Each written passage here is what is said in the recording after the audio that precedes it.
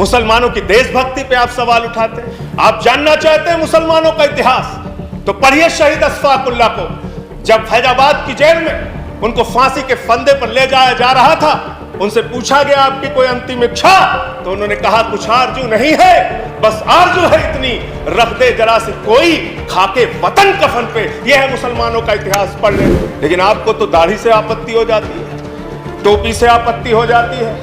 अच्छा हुआ आप 1857 में नहीं थे, वरना दाढ़ी रखाकर जिन उलेमाओं ने अंग्रेजों के खिलाफ लड़ते हुए अपने सर कटवाए, उनके बलिदान को आप शर्मिंदा करते। बहादुर शाह जफर के इतिहास को पढ़ लेना। उनके बेटों का सर कटवा के रंगून की जेल में उनके सामने रखा गया। मान्यवर पुलिस के अंग्रेज के पुलिस अफसर बहादुर शाह जफर को गिरफ्तार करने के लिए आए थे, तो उनका मजाक उड़ाते हुए उन्होंने कहा कि दमदमे में दम नहीं, अब खैर मांगो जान की, ऐ जफर ठंडी हुई शमशीर हिंदुस्तान की।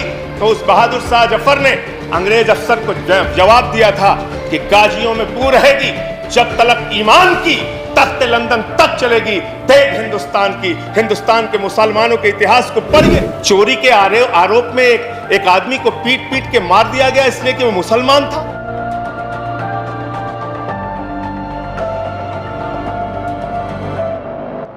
मुसलमानों की देशभक्ति पे आप सवाल उठाते हैं, और कुछ लोग ऐसी टिप्पणी भी करते हैं जो मेरी समझ में नहीं आता।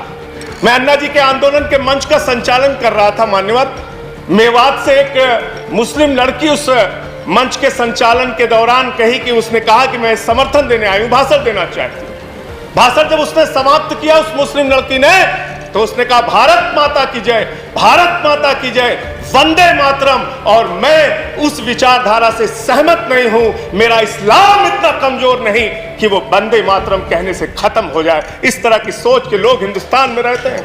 मैं जिस सुल्तानपुर के छोटे से शहर में काम करता था, वहां मेरे साथ शमशाद भाई काम करते थे। बहुत आपसे ज्यादा तेज भारत माता की जय वो लगा सकते हैं, वंदे मातरम लगा सकते हैं। आप आज इस नए भारत में कर क्या रहे हैं? झारखंड में क्या हुआ मान्यवर? चोरी के आरोप में एक आदमी को पीट पीट के मार दिया गया, इसलिए कि वो मुसलमान था, एक वर्ग विशेष से था।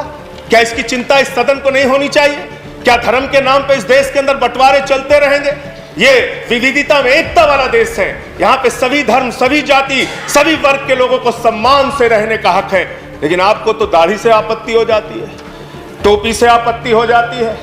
अच्छा हुआ आप 1857 में नहीं थे, वरना दाढ़ी रखाकर जिन उलेमाओं ने अंग्रेजों के खिलाफ लड़ते हुए अपने सर कटवाए, उनके बलिदान को आप शर्मिंदा करते, उनके बलिदान को आप शर्मिंदा करते।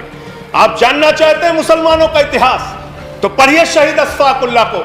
जब फैजाबाद की जेल में उनको फांसी के फंदे पर ले जाया जा रहा था, उनसे पूछा गया आपकी कोई अंतिम इच्छा, तो उन्होंने कहा कुछ आरजू नहीं है, बस आरजू है इतनी, रख दे जरा से कोई खाके वतन कफन पे। यह है मुसलमानों का इतिहास पढ़ लेना।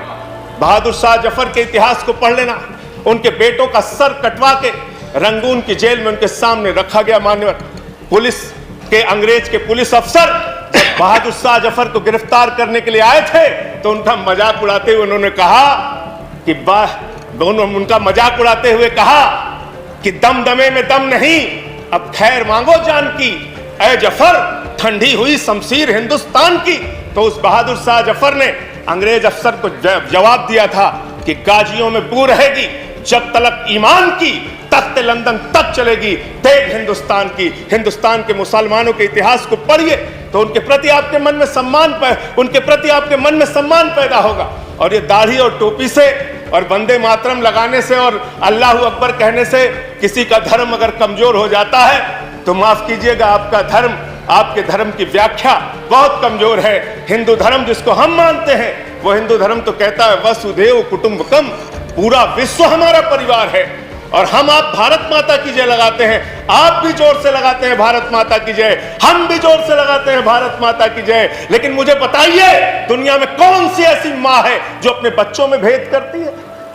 दलित बच्चे को अलग निगाह से देखेगी, मुसलमान बच्चे को अलग निगाह से देखेगी, पिछड़े बच्चे को अलग निगाह से देखेगी, सिख बच्चे को अलग निगाह से देखेगी। अरे माँ तो वो माँ होती है जो अपने कमजोर बच्चों का ज्यादा ख्याल रखती है। भारत माता की जय लगाना है तो दिल से लगाइए। पूरे हिंदुस्तान में रहने वाले 130 करोड़ हिंदुस्तानियों का साथ दीजिए, तब इस देश का विकास होगा। चमन में एक तलाते रंग बू से बात बनती है, चमन में एक तलाते रंग बू से बात बनती है। हम ही हम हैं तो क्या हम हैं, तुम ही तुम हो तो क्या तुम हो। इस बदलिए, इस धारणा को बदलिए, इस विचारधारा को बदलिए।